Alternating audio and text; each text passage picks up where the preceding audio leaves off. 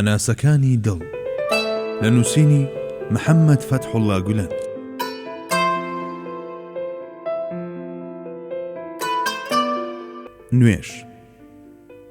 نوێژ میعراجی ئیماندارە و لە ڕێگەی میعراجدا ڕووناچی و بڕاقێتی پەیک و کەشتی و فڕۆکەی ڕێگای دوور و درێژی دڵانی باوەڕدارە.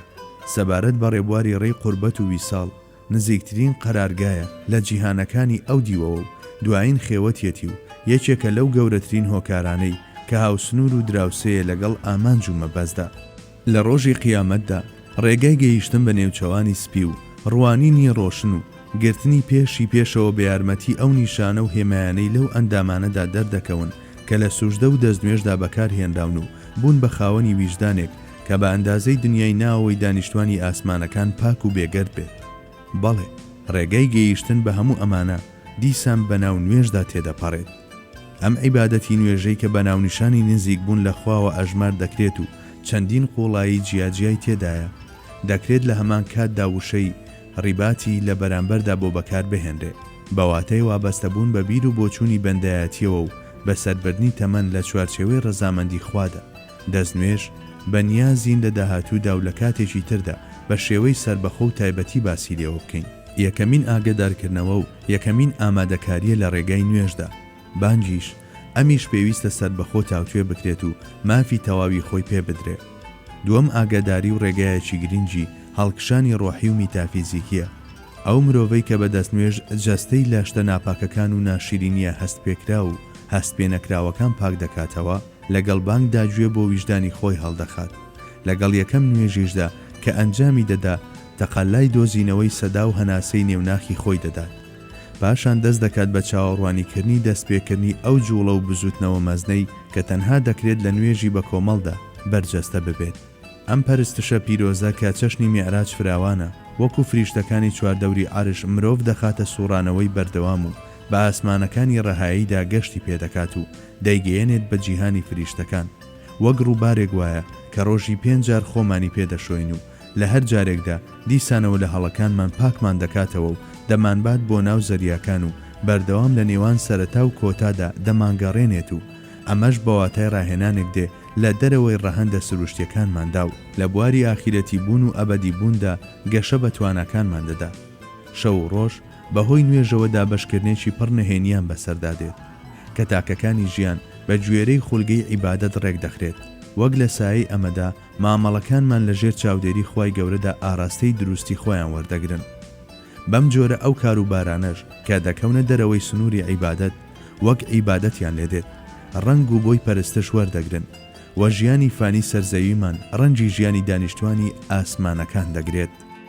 کاتێک لە ناوەڕاستی ژاوەژاوە دنیاییەکاندا یاخود لە ناوجەرگەی بێدەنجی گشتیدا بەهۆی میری کاژێرەکان و جێگۆڕینی خۆر و زۆربوونی دەنگ و سەدا لە چواردەوری مزگەوت و جۆش و خرۆشی ئەبەدیەت لە هەموو لایەکدا و ڕۆڤەی قورجی بانگبێژەکان و دەنجی بەڵندگۆکانەوە دەزانرێت کاتی بانگ نزیک بۆتەوە. لەم کاتەدا ورتەورتی بێدەنجی نێوسینەکان و وەڕێنەی شپرزەی تازە لە خەو هەڵساوەکان وەک ئەوەی لە بەرزەخی نێوان دنیا و ئاخیرەتدا بژن، لەم کاتەدا دەنگانێک دێنە بیستن کە سنووری ڕەهەندە مادیەکانمان تێدەپەڕێنن. لە هەمان کاتدا مانۆڕ و گەڕانی بیرکردنەوەکان بە دوای ڕێڕەوی نوێدا و پێش ئەوەی بچینە ناو نوێژەوە تێبینیەکانی سەرڕێگەی چوون بۆ مزگەوت و نوێژ چەندین هەستی تریش دەخەنە جوڵە. دنیایەک شت دەدرچێنرێت. مرۆڤەکان با مەبەستی کردنی ئەو پەرستشەی کە بڕیارە کەمێکی تر ئەنجام بدرێت لە دووی تەرکیز و هەڵکشانی میتافیزیکی دەگەڕێن و کار دەکرێت بۆ ئامادەکردنی سەرجەم ئەزمونە ڕۆحیەکان. دەکرێت هەریەک لە ڕۆیشتن بەرەو مزگەوت تێبینیەکانی سەرڕێگا یەکەمین هەژان کە بە دەستنوێژگرتن بەرجەستە دەبێت بە هەوڵێک بژمێردرێت بۆ گەیشتن بە ئاستی ئامادەجی بۆ نوێژ.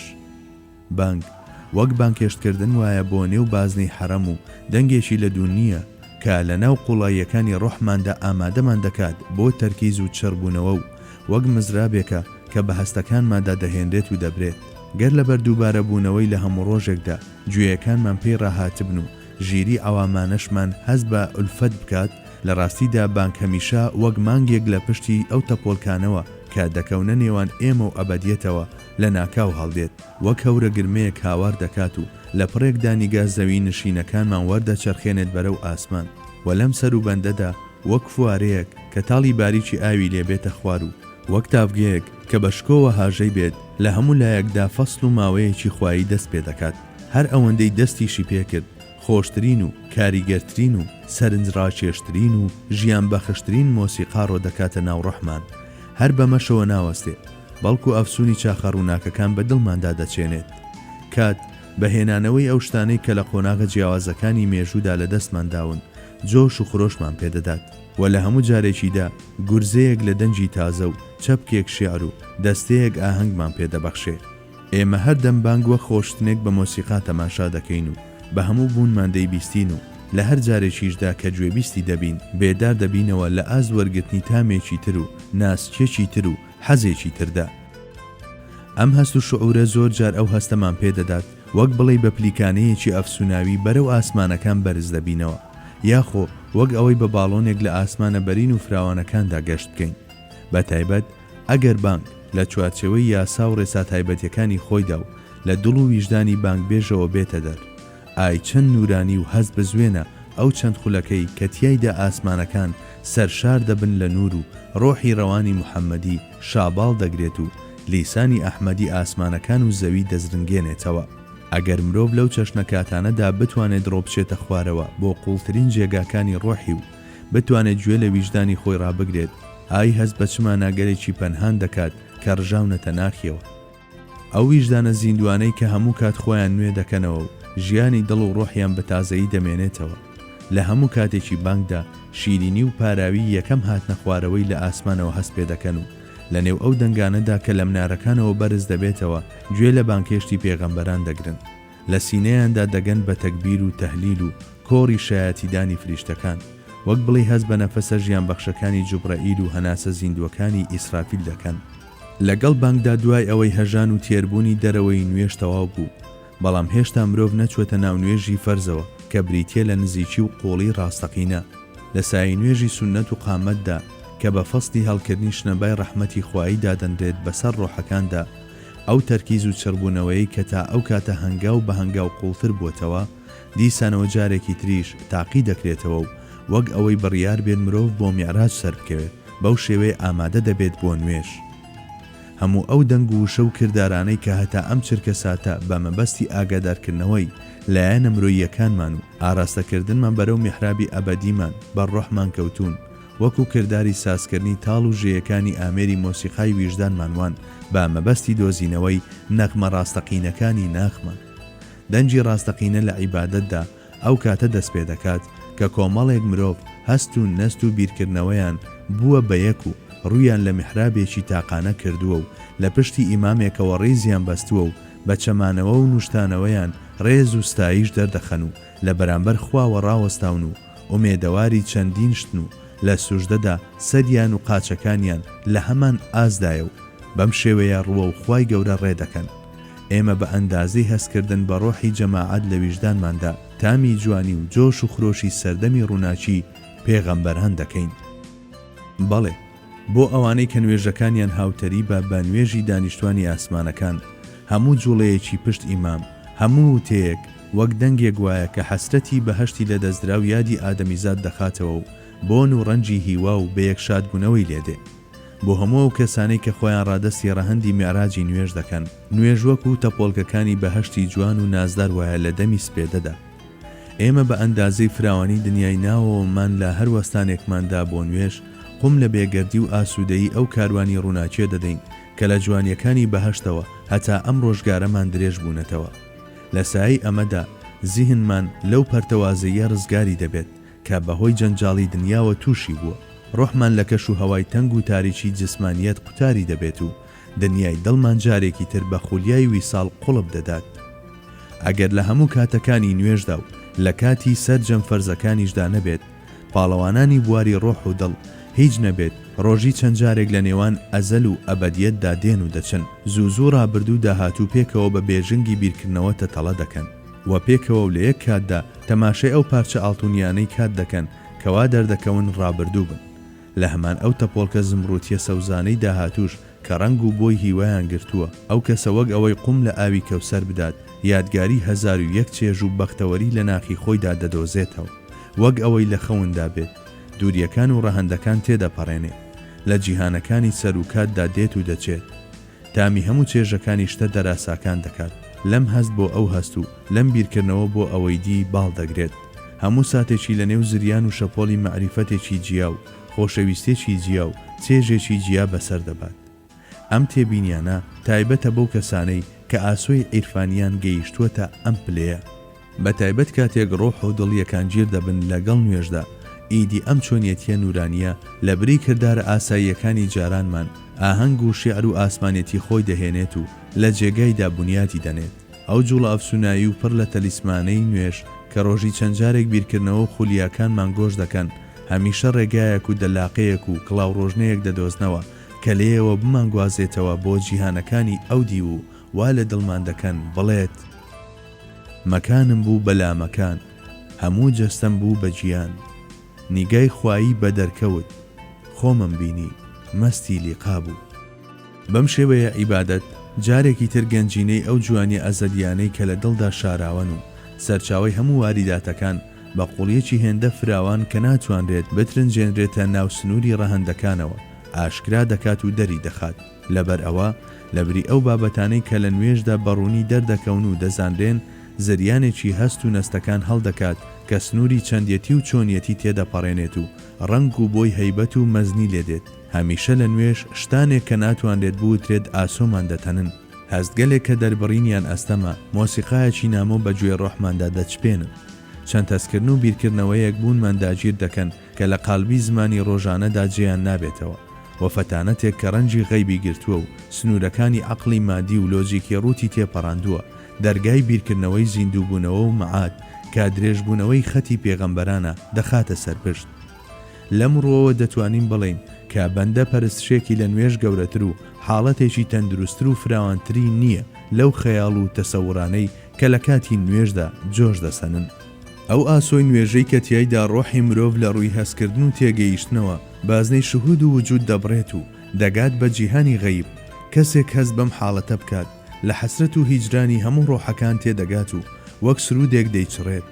لە هەمان کاتدا ئاسوودەی دڵ و شەماڵی هەستە مرۆییەکان و سەرگوزشتەی ئەزەلی بوون و تەماشاکردنی ئەستێرەکان بۆ زەوی و نەهێنیەکانی ئاسمانەکان و ڕووناچیەکانی عوقبا و قەتپاڵەکانی بەهەشت و ئەو درەختانەی لە قەتپاڵەکانیدا دەشنێنەوە و ئەو ڕووبار و کانیاوانەش کە بەژێر درەختەکانیدا تێپەڕ دەبن دەچڕێت.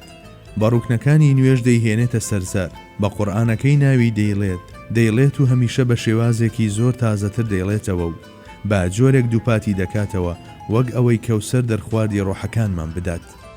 پاش وەستان بە پێوە ئەم بەندە ڕازگۆیانەی کەوا بەستەی بەندایەتین اینجا دەیانەوێت لە سەرسەکۆی ڕوکوعیشدا هاوار بۆ هەیەجانی ڕۆحی بێگەرد و شەونمی بیرکردنەوەی ڕاستڕەویان بکەن بە هەستێک کە تێکەڵەیەکە لە مەزنی و جەبەڕوت و ڕەحمەت و لوتف و بەرجی هەیبەتی پۆشیوە، وەکو عەسایەک دەچەمنەوە بە شعورێک کە هەتا سەر ئێسقان هەست بە بەندایەتی دەکەن و هەردەم شکۆمەندی خوایی دەڵێنەوە و بەڕوکۆ کە یەکێکە لە شێوازەکانی ڕووکردن لە خوای گەورە لە ناو دانیشتوانی ئاسمانەکاندا لە دەرگاکانی حەزرەتی قودوس دەدەن و بە ئەندازەی کرانەوەی ئەو دەرگایانەش دەگەن بە قوڵایی جیهانەکانی ڕۆح.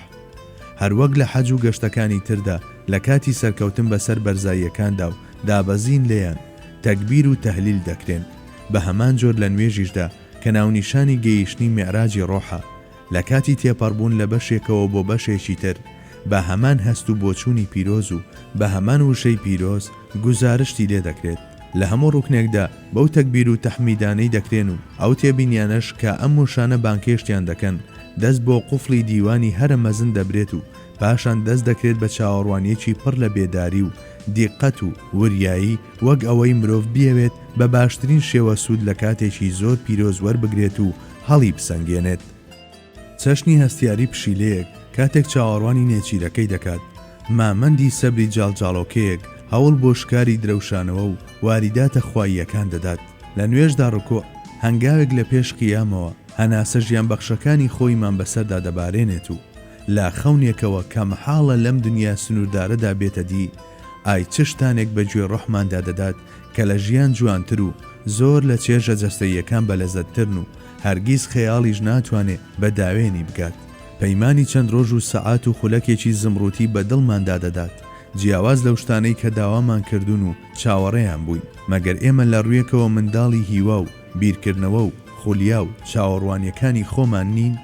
زۆر بەمان کاتێک بە ناڕەحەتیەکانی ئەمڕۆ دەهەژین و چاومان لە ئاستی ڕاستیدا دەکرێتەوە، کاتی ئێستا تێدەپەڕێنین و بە ئومێدی ئەو ژیان و بەختەوەریەی کە لە داهاتوودا بەدەستی دەهێنین ڕوو لە کاتی ئایندە دەکەین و بە خەندەیەکەوە قەتپاڵەکانی بەهەشت دەپشکنین. ڕکۆ لەو ڕۆوە کە بەمانای لارەملی و کزۆڵی دێت لە بەرامبەر خوای گەورەدا دەنگێک لە هەموو قەدە چەماوەکانەوە وەردەگرێت و جاری وا هەیە ڕەبی ئینی موسەنیە زۆر دەڵێت و جاری واشەیە سەدای ئینەما ئەشک و بەفی و حوزنی لە اللهی لێبەرز دەبێتەوە و هەواڵی هاژەیەک لە ڕووباری ژیانەوە و خەبەری بۆنی کراسێک لە شاری یوسفەوە دەهێنێت. بەخۆشی سەرهەڵدانی چەند کاروبارێکی نائاسایی لەو دی و سنووری حەقیقەتەکانەوە تاومان دەدات.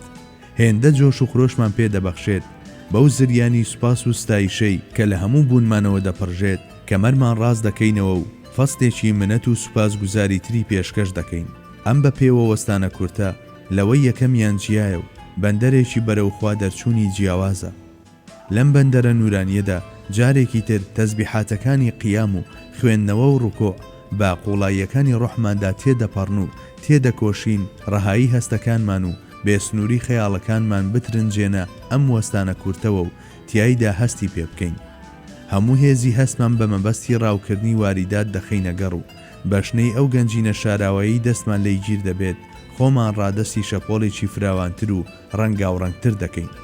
تێگەیشتن و تەسەورکردنی حەز و چێژی ئەوانەی لە ڕکوعدا نوێژ دەبیستن و لە قیامدا گوێی لێدەگرن و لە نێوەندی چ ڕێز و خەشێتێکدا دەتلێنەوە و بە چ هیوایەک دەگەشێنەوە و بە چ ترسێک هەڵدەلەرزن یەکجار سەخت و گرانە. ئەم هەستکردن و بیستنە یەکەمینی ئەو هەنگاوانەیە کە بۆ بە یەکگەیشتن دەنرێن و سوزدەش دووهەمیانە. سوزدە بریتیە لە زەمینەی شوکری ئەو بەهرە و درەوشانەوانەی کە لە ناو نوێژدا بەدەست هاتوون و ئەو مەنجەڵەیە کە تیایدا دڵە پێگەیشتوەکان دەکوڵێن و بە تەواوەتی دەڕژێنە قالبی بەندایەتیەوە و لە نێوان دوو ئاوجیدا بووندا وەک هێڵێکی ڕاست وایە لە نێوان دوو خاڵدا و جێژوانی ئەو هەست و بیرکردنەوانەیە سەبارەت بەو زاتەی کە دەدۆزرێتەوە و دەناسرێت و مرۆڤ خۆشی دەوێت.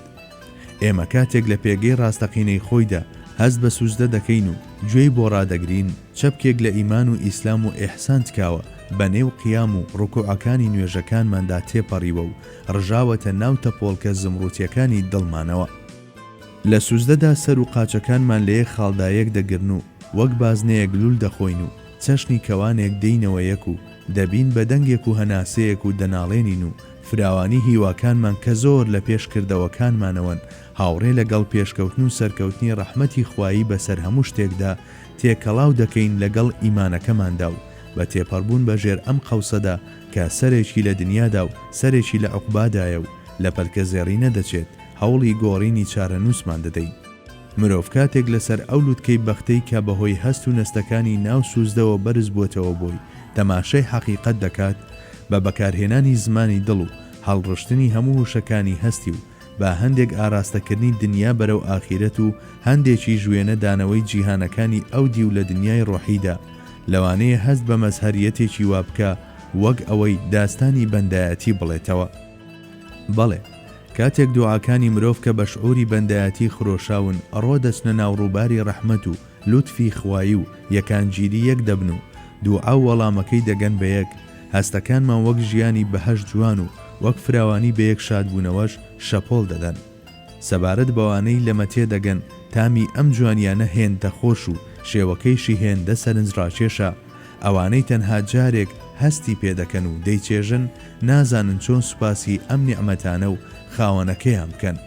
پاڵەوانێکی نزیک لەخوا کە سەری لە زەویدایە و بەلولپێچێک لە ڕووناچی هەڵزناوە بۆ لووتکە هەرە بەرزەکان و بەگەشتی ئاسمانی قۆڵی و فراوانی بەخشیوە بە نزیکیەکەی لە خوای گەورەوە بە هەست و شعور و خماری گەیشتن بە حەزرەتی قودوس و بە مەبەستی ئەوەی ویساڵەکەی بەڕەهەندێکی تریش ڕنگدار بکات بە گەورەزانین و ڕێزی خۆی پێشکەش دەکات و بە ڕێزەوە سەری هەڵدەبڕێت و بە ئەدەبی ئامادەبوون لە حزوردا ئەلتەحیات دەڵێت و لە هۆشی خۆی دەچێت و لە حاڵ و مانە و سەحرێکی واوە دەپێچرێت وەک بڵێ چیتر بوونەوەرێکی زەوی نشین نییە.